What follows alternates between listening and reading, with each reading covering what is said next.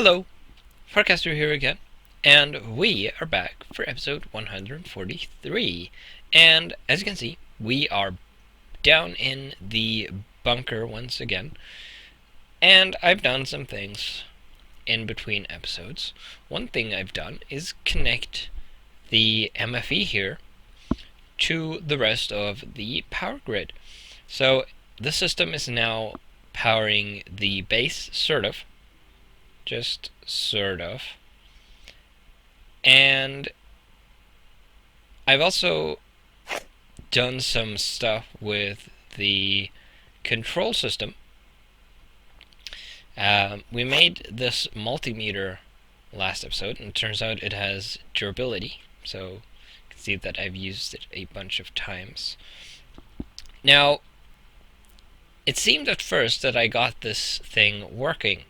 I broke and replaced the comparator, I think, and the IC gate as well, the integrated circuit, and it seemed to be working for a while, but it doesn't seem to be particularly reliable. So right now you can see that we have a very low level in our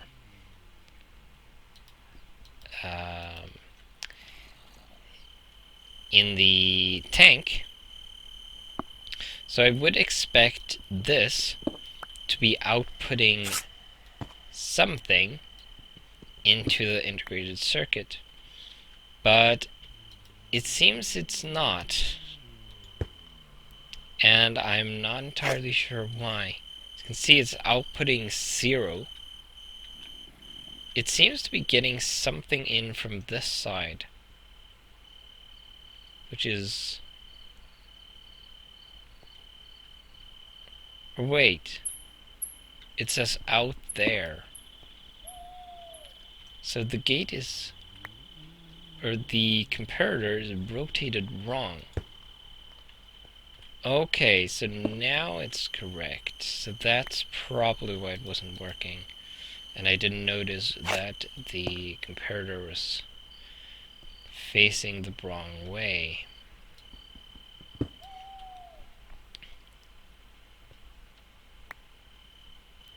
So, dang it. So now maybe if we put this back, it is getting input.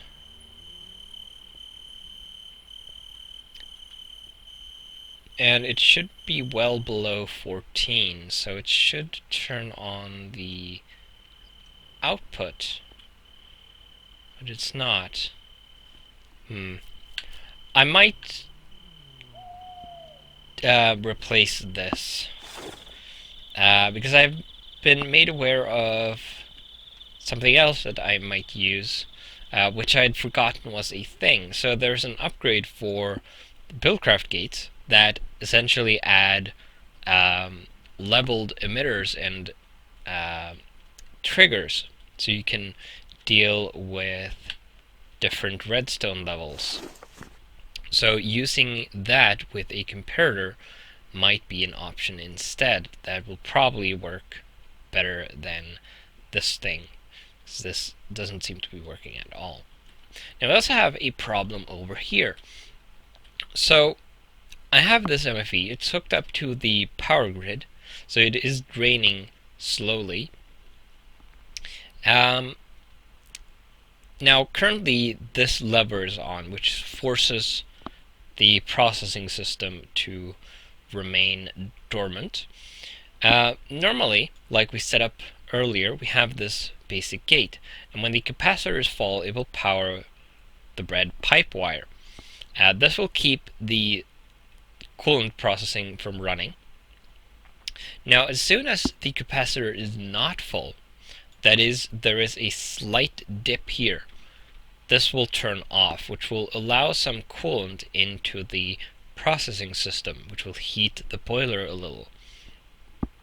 And I discovered a problem with that, and that problem is that when this runs for very short periods, it has a tendency to get unbalanced a lot, where it will cause those explosions, which, like I believe I mentioned earlier, or at some point, wastes heat, which is of course something I would want to avoid because it will add up over time to a lot of wasted energy. So what I would want to do is change this somehow to have it wait until this is sufficiently empty, like say halfway or maybe almost all the way, and then start the system up until it fills back up, and then turn it back off. Similar to how this tank is supposed to work. Now, I don't remember if you can use a comparator on these or not. I suppose we can try that using the comparator we have here, because my vanilla one is upstairs, unfortunately. So we can try putting this here, and it seems to be outputting something. And then we can use this 240. So it does seem that we can use a comparator on the MFE. So we should probably also use the level emitters with that as well. So let's have a look at that, shall we? Let's see what they were called. It's not that one, not that one, or that. The fader. That is what we want. So the fader, what was that? Clock timer, fader, clock timer.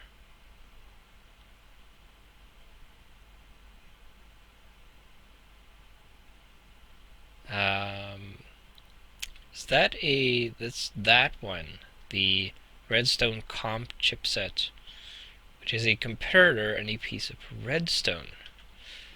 So it would stand to reason that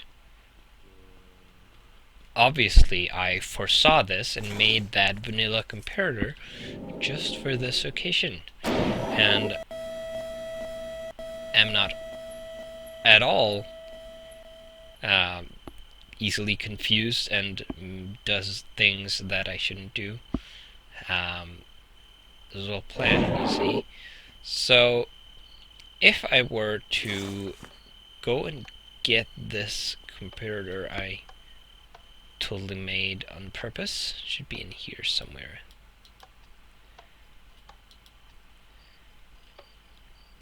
And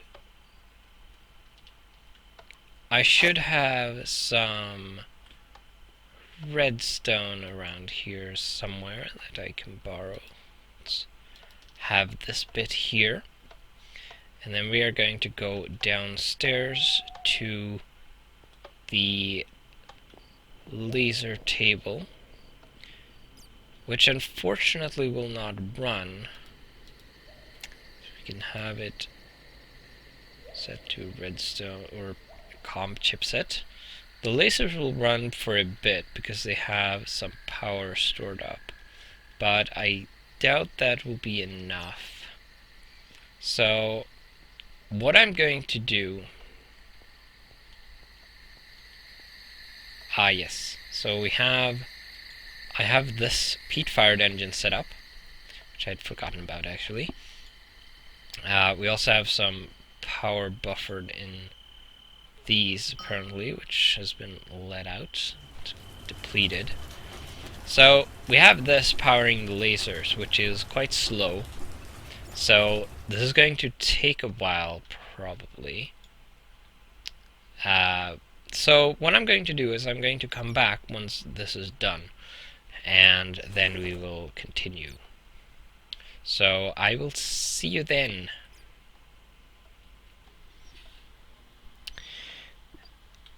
And we are back, and we now have a redstone comp chipset here.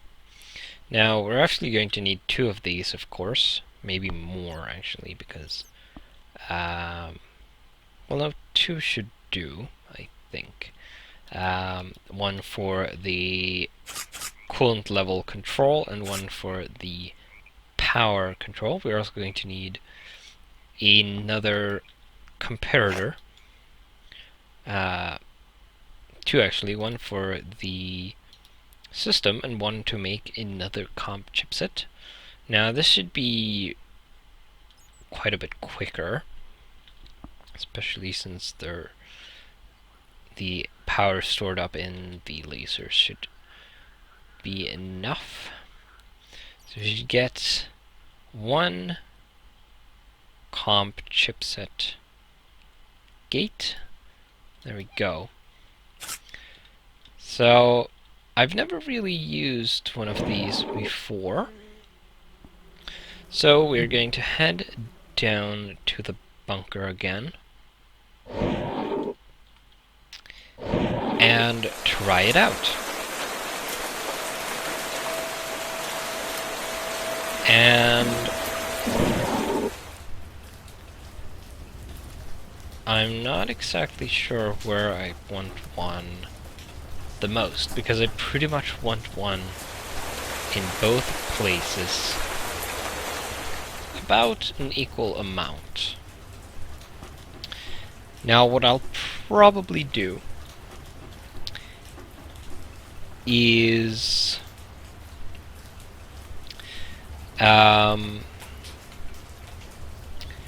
let's take this gate, put it here, come on, and then we're going to set it to pipe wire on redstone signal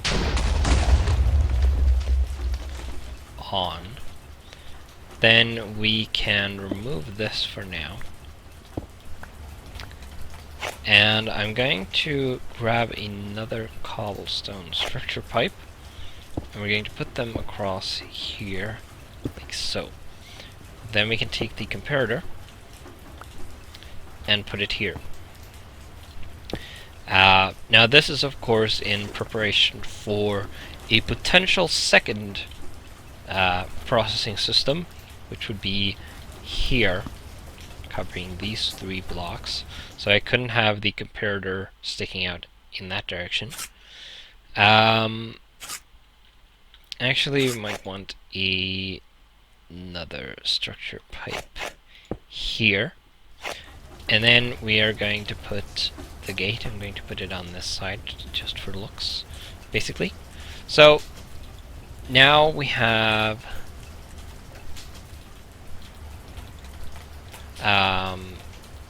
we can select our redstone level here. Now I realize I made kind of a derp here, so to speak, because I'm probably going to want a gate with more options, like a gold gate, so that I can select multiple levels. So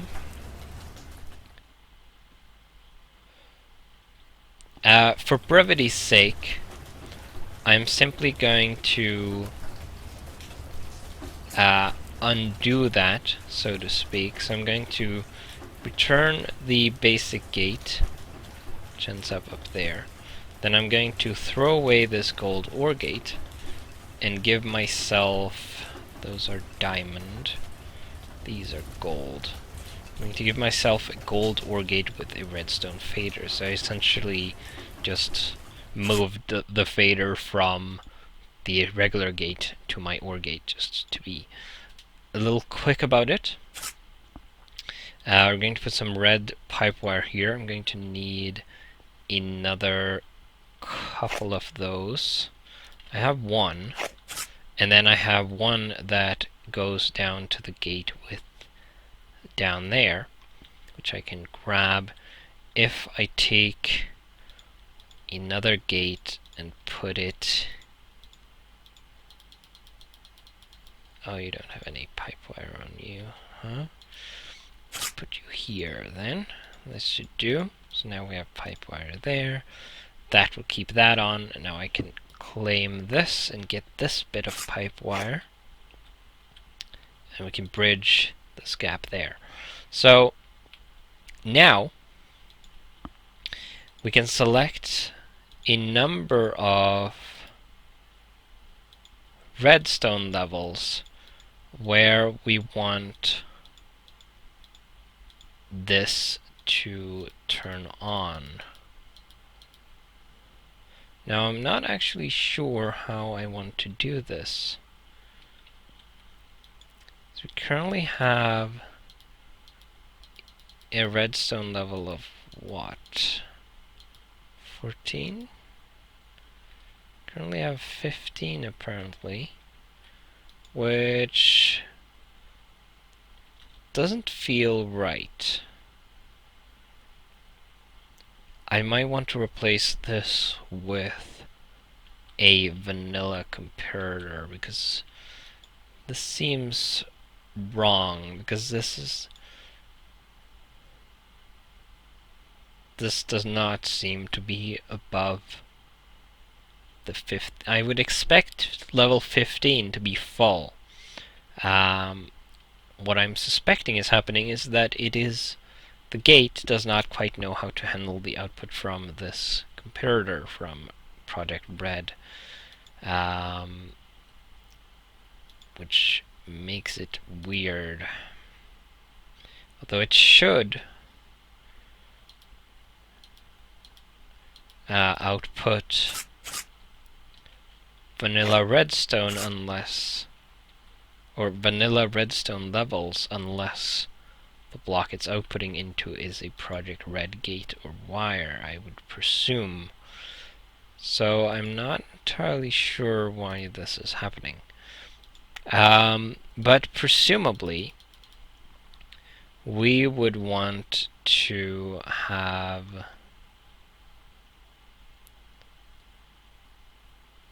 level 15, 14, 13, and 12.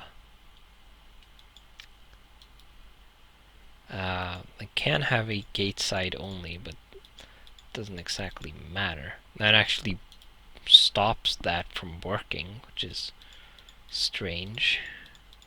But then obviously we want this to be red pipe signal.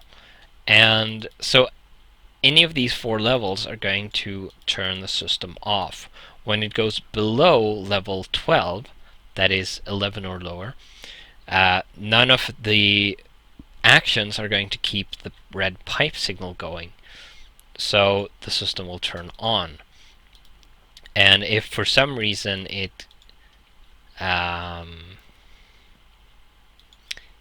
can't go back up to one of these levels, it will remain on. So as soon as it reaches 12, it is going to stop. But it's still obviously going to process what it has in the buffers, which are presumably going to fill up the rest of the MFE. So it might go 1 level up more, or something like that. I might have to rethink this. I might need a toggle latch or something, or a memory, an RS latch.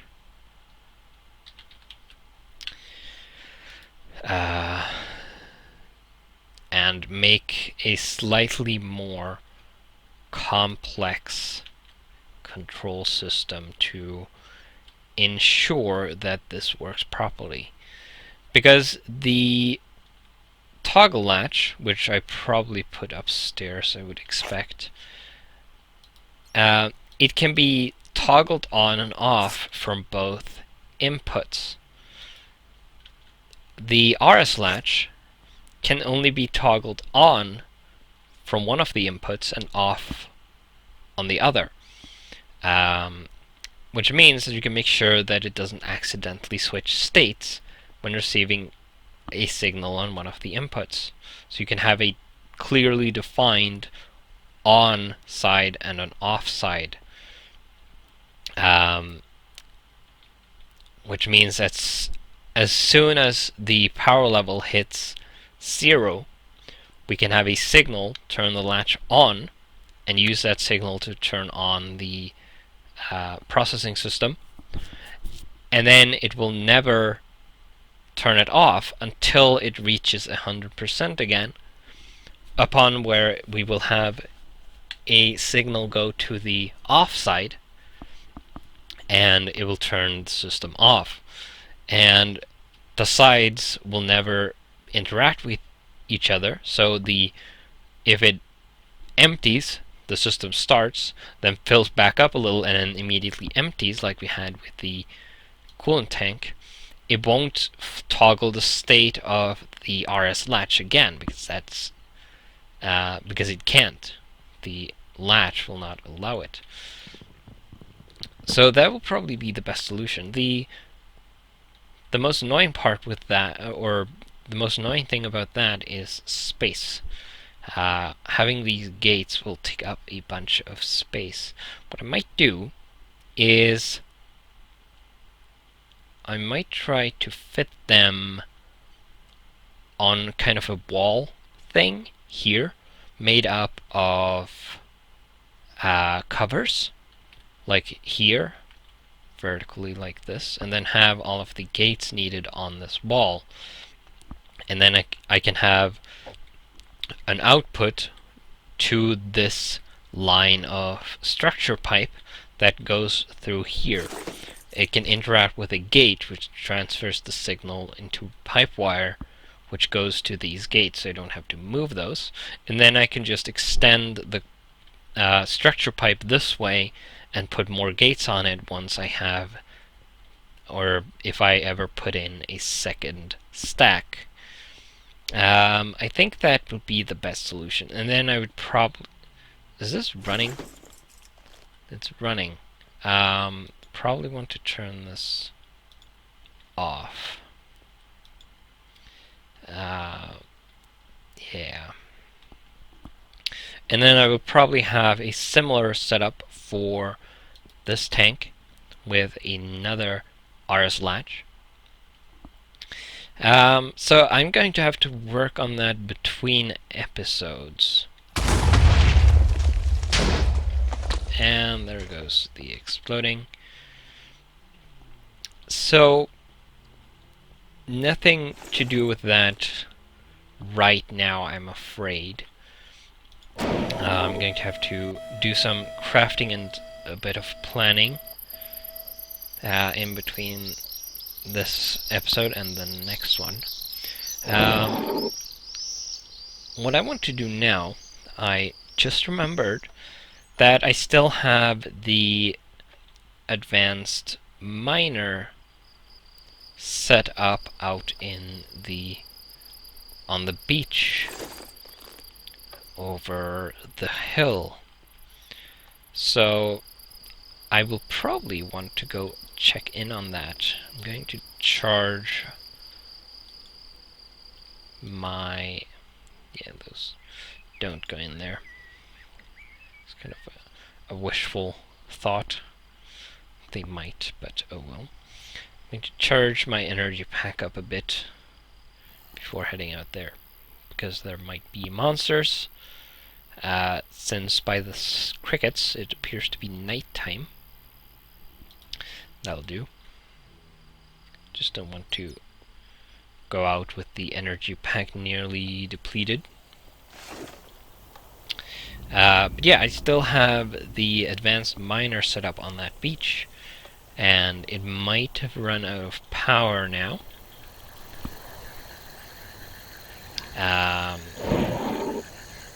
Or it most certainly has, I would expect. I'm not entirely sure if it's been loaded or not. I guess we'll see.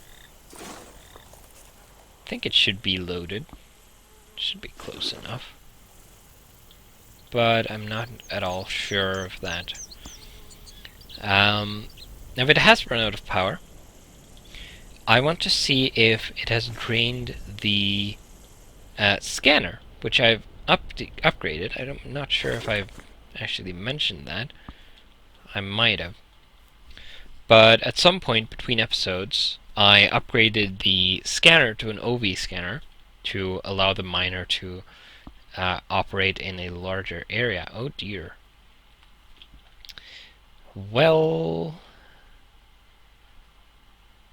this is awkward. Let's do this and collect this stuff. It seems it filled up the chest. So that's kind of a good thing. And then it has stopped because it has indeed run out of power. It has not drained the scanner by the looks of it, which is unfortunate.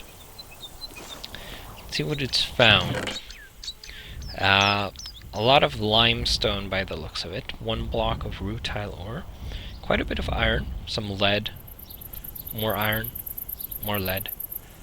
Ender dust. More lead. Tin. Lead. Poor tin. Salt. Some clay. A chest. Redstone, which is nice. I'll have that. I think we're going to throw all of the iron out. I'm going to take as much as I can.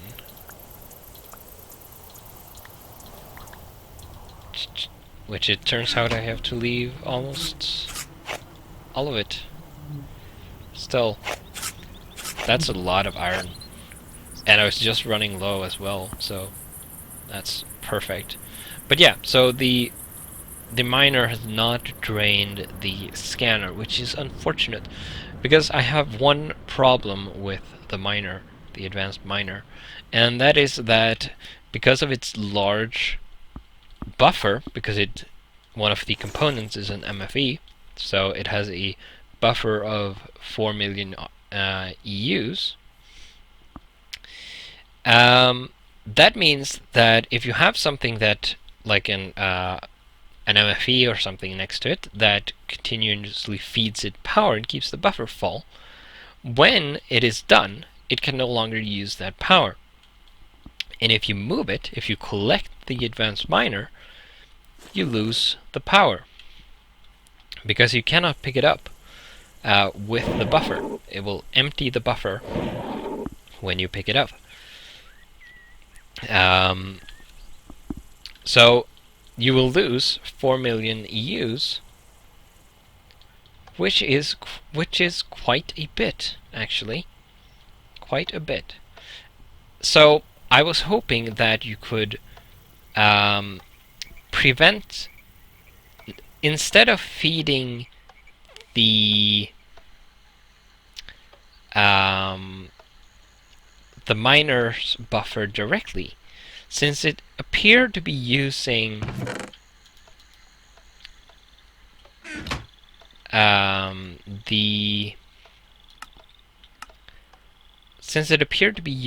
the power in the scanner when it runs, I was hoping that if you left the buffer empty, it would only draw power from the scanner. And once the scanner was drained, I could have a pipe or something, pull it out, put it in a charger of some sort, like an MFE, which it would need because the OV scanner uses an energy crystal as a power source, so it needs an MFE or an MFSU to charge. And then once charged, you could put it back inside the miner, and it would continue running, and you wouldn't put any power in the buffer, so you wouldn't lose anything when you want to move it. But unfortunately, it doesn't seem that it drains the scanner when the buffer is empty.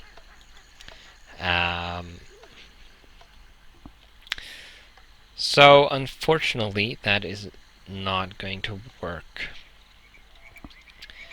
And I've tested gates on the miner, and it does not have any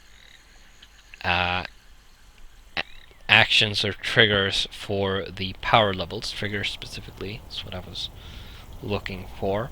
I don't think a comparator works on it either. I'm I might have tested that in creative, maybe. So I really don't know what to do about that. The only solution that I have right now to avoid wasting power is to charge it manually using my energy pack and charge it a little at a time to minimize the potential waste once it is done, and I would want to move it so there's as little power left as possible. Which unfortunately means babysitting it, essentially having to go out to it and check often to recharge it when it runs out of power, because putting a little power in it means it's going to run out quicker, obviously. Now, unfortunately, we have reached the end of this episode. So what I'm going to do is, in between this episode and the next one, I am going to make 3 vanilla comparators. I'm going to use one of them to make another comp chipset, which I'm going to put in another gold OR gate probably. And the other 2 comparators are going to be used to check the contents of the tank and the MFE, obviously. And we're going to see if we can set that up to work better than the previous systems did. So, with that, I will see you in the next episode.